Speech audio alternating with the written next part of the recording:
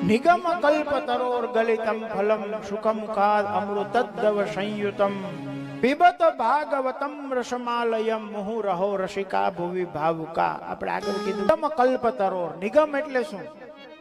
વેદોને નિગમ કહેવામાં આવે.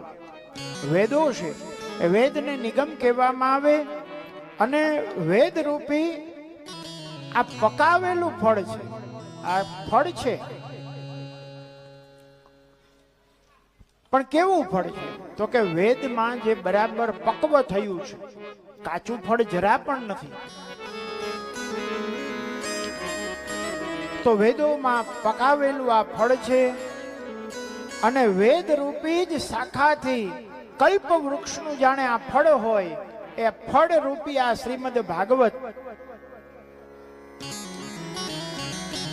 ફળ રૂપે પડે છે. હવે કોઈ પણ સામાન્ય વસ્તુ છે, કોઈ પણ કે ભાઈ કોઈ પાકેલું ફળ ઉપરથી પડે અને પડે તો સ્વાભાવિક છે કે એને શું થઈ જાય?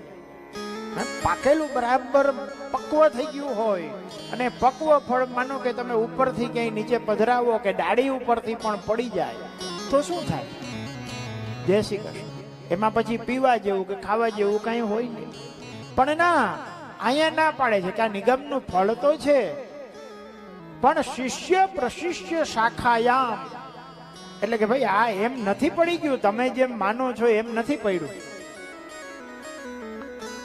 આ કેવી રીતે? તો કે આ છે એ શિષ્ય પ્રશિષ્ય શાખાયામ. આ છે એક એક શિષ્ય દ્વારા. ક્યાં હતું પેલા? તો કે સૌથી પેલા પરમાત્મા છે.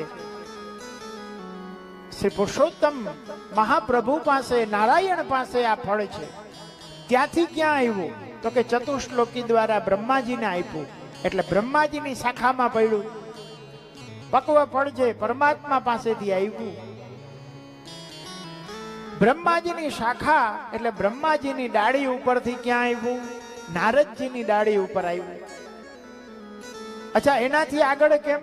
તો કે નારદજીની ડાળીમાંથી ક્યાં આવ્યું?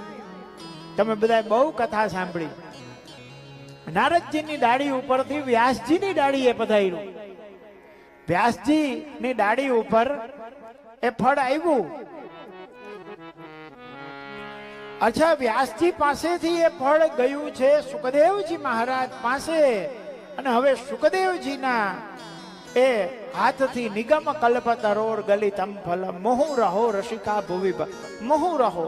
આ એવું પક્વ ફળ છે કે હે રસિકો, હે ભાવિજનો, હે ભુવિજનો, તમે